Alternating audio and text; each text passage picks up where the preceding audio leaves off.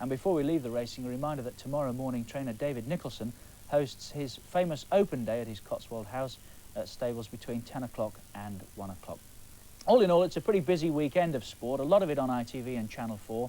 There's racing, boxing and golf today, the final round of the golf tomorrow. More racing on Monday, along with a preview of the European Athletics and City Centre cycling. Well, now, while we're all waiting with bated breath for the kick-off to the football season, in Scotland, the action is already well underway. The top match today is at Parkhead, where 50,000 are expected to watch the champions Celtic against Aberdeen. Another intriguing match is in Dundee, where United play Hearts. They missed out on the lot last season after going really well, and this week they crashed out of the League Cup in the second round, beaten by part-time Montrose. United, though, are unbeaten so far, thanks in no small way to that battling performance against Graham Souness and Rangers at Ibrox last week.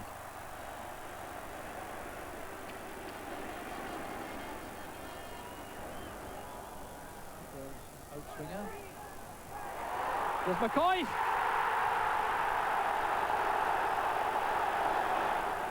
Souness through the middle is McCoy. He's onside. A great chance for Rangers.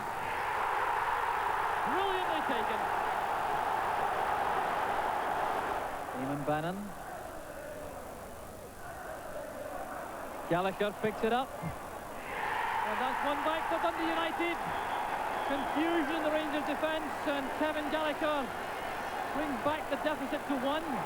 Crowd inside Ibrox very quiet suddenly. They enjoyed much of the match earlier on, but there's Redford now. Gallagher! Equaliser for Dundee United. Well, Sturrock is back on his feet, and he may indeed take the free kick. Shot from Sturrock to Bannon. Bannon flights it in. A touch from Redford. And Ian Redford, on his return to Ibrox, has snatched what surely must be the winner for Dundee United. Well, two players in that match that will be missing from today's Premier League action. The Rangers player manager Graham Souness will be watching his team at Hamilton as he starts a 3-match ban today. And Richard Gough, of course, is with Tottenham this afternoon following his midweek transfer from Dundee United. Well, gentlemen, what about the prospects in England? Ron? I think you'll find that a lot of good sides this season. The obvious ones, the two Merseyside, ourselves. Tottenham will be looking to make a big improvement this season with their new signings. Aston Villa might be a surprise. Forest will shock a few. And, of course, you've got the other London sides, Chelsea and West Ham, who did ever so well last season and will be up there again this year. I've heard a lot of people actually talking about Aston Villa. George, do you go along with that? Not at all. I think it's down to three teams. Ron's just named 11. Plain safe. I think it's down to Ron's side and the two Liverpool teams. I can't see it going anywhere else. Now, I suppose that leads me on quite nicely to this in the Sun this morning, Ron. You probably haven't seen it yet, but I suspect you know something about it, of course. I'll beat the backstabbers. They won't take this job off me. Well, they tried at the end of last year, didn't they, when it didn't go very well for you? Well, when you say they tried, there was a section after a very disappointing game, wasn't it, the Sheffield Wednesday match, which in effect cost us the championship. We finished after that, and yeah, I took a bit of flack after that game. We haven't lost a game since then, a league match, so let's hope that that continues for a fair part of this season. Did it bother you, though? I mean, looking at it from a distance, knowing the sort of guy you are, I expect you to brush everything off and not worry too much about it. But I just felt then that you disappeared a little bit, and maybe one or two people were saying some things that quite hurt you. Well, nobody likes criticism. I don't care how thick-skinned you are. You accept it as part and parcel of the job, providing it's fair criticism. Now, I think we've taken a lot of flack. I'm going to say we, I'm in the side as well, for last season. Now, quite frankly, you know, we didn't get relegated. I've seen clubs get relegated and take far less flack than we took last season. And all of a sudden you get things being brought out in the press like the amount of money we've spent, as if we've just gone and spent it in the sort of the past 3 days. I mean, that's been a sort of progressive thing over the last 5 years to give us a chance to compete with the Mersey giants. Which you've done, I think, haven't you, over the past 2 or 3 seasons, but just sadly slipped away at the end. No problems as far as you're concerned. I think I read something recently where you'd come out very strongly in favour of Ron continuing at Old Trafford. Well, the nice thing is I think Ron tries to play it the right way. He tries to play with wingers. He tries to, you know, entertain people. And I think, sadly, I think the last couple of seasons, he's been let down a little bit by the players. I mean, No, wouldn't I? he won't agree because he'll Only argue. 12 months ago, we It's won a the very cup. interesting point. We won the cup 12 months Yeah, ago. we'll argue, but I think you talk about Mark Hughes. I saw him last season, early in the season, when he was playing. He was knocking people about. He was doing this, and he was knocking the ball in the back of the net. And all of a sudden, he went a little bit, and he stopped playing. Olsen, I think, flutters a little bit to deceive. He won't say it in front of the cameras. Said that. It'd be interesting to hear. No, what I he think will say. you know yourself, George. You're talking about players whose confidence goes a little bit because when results go against you, the players go down a little bit. At the start of the year, we thought we could play a game every day of the week and win it. And you were, Now, weren't you? What, 10, I saw them 12 early in the points clear? season, and they were brilliant. The whole Yeah. team, they were working for each other. They looked they were going to win it by a mile. And all of a sudden, they stopped. See, I we mean- never I mean, why? subscribed to that, you know. We never subscribed to the fact. The last people to think that it was all cut and dried, you know, by the end of October was ourselves. Yeah. I mean, we were looking over our shoulder. We said, yeah, don't forget that team up the road have had one of their best starts for years. You know full well Everton are going to come. And they came phenomenally, Everton, you know. Lineker virtually took them through a hell of a phase through October to about the end of March, I would think. So we never ever thought it was a one-horse race. The biggest problem we had, George, for one reason or another, we used 25 players. Now, you know yourself, Well, that when you've got a obviously, yeah, settled that's- side, the players go out, they know the pattern, particularly if the results are coming, and they're happy with that. But when you've got to chop and change through one reason or another, it doesn't make, you know, it doesn't make for sort of a good team pattern. You're the last man I know to subscribe to the view that United are a one-man team, but you didn't have Miss Brian Robson, didn't you? Well, we miss Robson, but I mean, I've looked at it. I was looking at the fixtures, at the players that played in games yesterday. Little Strachan, who I think is a marvellous little player.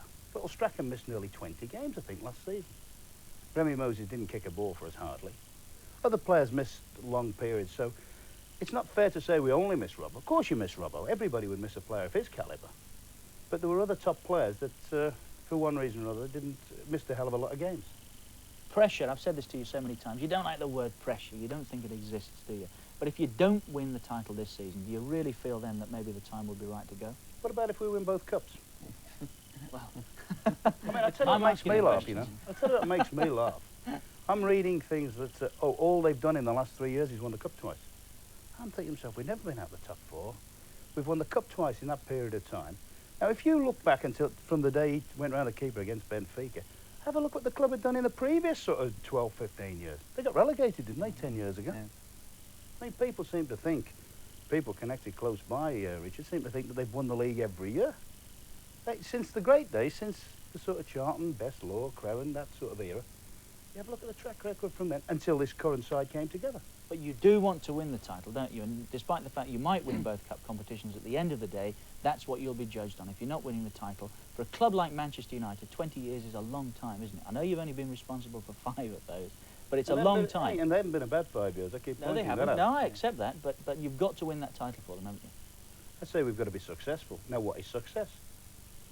I mean, everybody was saying last year, oh, some of the football they've seen is the best they've seen since their days, which was great. That was the biggest compliment you could have paid them. Also, you know, to win the championship in England, you've virtually got to be European champions. Because you look at the champions of our country, Liverpool for the last few years. Everton would have won the European Cup, I'm sure, if they'd have been allowed to compete in it. Aston Villa, when they went and won it, Forest. So basically, it's harder to win our first division, I think, than the European Cup. Yeah, and to be fair, it's not an easy job, is it, the manager of Manchester United? Hey, not- the not manager at of all. Rochdale's not got an easy job. No, I you know. accept that. He's got a lot more problems. He hasn't You're got right. the money. Ron But can't win because they keep saying every year he's got to win it, he's got to win it, you've got to do this, you've got to do that. And they keep talking about in 1967, that was the last time they won it. And he's right. They've got to win it. But that's unfair to him because he tries to play the right way. I have people come to me every day. I get in a taxi every day and they say, Ron Atkinson, a bit flies and this and that. Oh, it's not me that- not many people really know not, it, do many, they? not many people know that. I said, but at least he tries to play the right way. And I said to him, I hope he wins it. For the simple reason he tries to play the right way. You know. All right, then. Well, you've written off, Ron mentioned 8 or 10 of those that may challenge. You wrote off West Ham, which is interesting, who were around towards the end of last season. We've lost many of the top strikers. All right, Rushy's still around, despite the transfer. But Gary Lineker and Mark Hughes have gone. I wonder how much of an effect Frank McAvenny may well have on West Ham's chances this year. He had a tremendous first season last year, didn't he?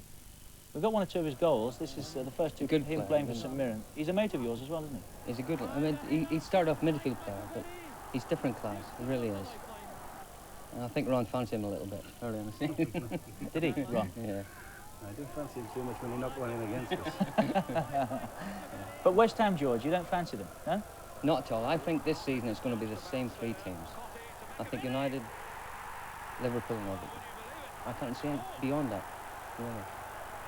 How much of a loss, Ron, are the likes of Mark Hughes and Gary Lineker to the English game? Ian Rush at the end of another year. Liverpool have still got Rushy, I know, and he'll have a tremendous impact on them. But if clubs like Manchester United and Everton are not holding on to strikers of the calibre of Lineker and Hughes, what's wrong with the game here? Well, how long, you know, this has been going on 20 years, hasn't it? Greaves, Baker and Law all went out to Italy, and everybody would say the same, I would imagine then. It's, I think it's a situation you can't avoid, particularly with freedom of contract. I mean, we had a situation, I've been criticised for selling Mark Hughes. I would say to anybody, and I don't blame Sparky, you'd have done the same, George. You'd have gone away, I think, if the situation had been the same then. Mark Hughes, if we'd have waited till the end of this season, we'd have got something like 300,000 for. Now, you know, what are we going to do? Do we take the 2 million there and then and use it? Or do we lose a top player for something like Arsenal did with Brady? Yes, They lost a top player, but for next to nothing. Here's some goals from one or two goals from the two lads, Lineker and Hughes. But it's an interesting point, George. Given the same options when you were playing, would you have gone? Not really, because I was lucky, because I played for one of the greatest teams in the world when we were winning everything. It's different. The game's gone a little bit, you know. I think Do you really people. believe that? Yeah, I think it's terrible. I think people go to places for money. They don't play for the love of the game. When I played, clubs came in and offered me like 14 to go here or go there. But I played, but I was lucky. I played for one of the greatest teams in the world, and we beat teams week after week after week. So I didn't need the money. So I what are got you saying? satisfaction out of playing. That Mark Hughes perhaps shouldn't have gone to Spain? Yeah, I don't think he should have done that. But do you not And think maybe... we'll argue about it Yeah. after we come off. Yeah. Argue about it now. I watched Mark Hughes the first third of the season. He looked the greatest player in the world. He was knocking people about. He was scoring goals. He was getting involved. And all of a sudden, he got sold or whatever. I don't know. He stopped playing for them. Now, for me, whether he's gone or he hasn't gone, he stopped doing it for Big Ron. So I think he let him down. No, but he's And a young I'll striker, say it. I'll George. stand up. He's a young striker. Young strikers have ups and downs. Ron, I young don't players care. have He ups let you and downs. down. He was still playing for you, and he should have kept doing it, and he didn't. Yeah, but I don't In the think it middle was of lack the of season- effort. It wasn't lack of effort that let him It down. was. He just went through a bad phase. He stopped playing. We'll argue about it all morning, and I don't think we're going to have the time. But I'd love to. Briefly before we go away, George, there's one or two people still looking for you. Derek Jameson, I think, from a night when he was presenting Wogan. How are you doing? Delighted to see you. All right, yeah, I'm surviving, yeah. Fairly uneasy summer or what? I mean, Yeah, I'm still having problems, yeah. But you can read about it next week. he's not telling you this morning. You want to pay me, I'll tell you about it. Well, you won me a bottle of champagne anyway. So good to see you, old son. And good luck, big man. It's about time I think you won that for Manchester United. Thanks very much, both of you, for coming in. Smashing.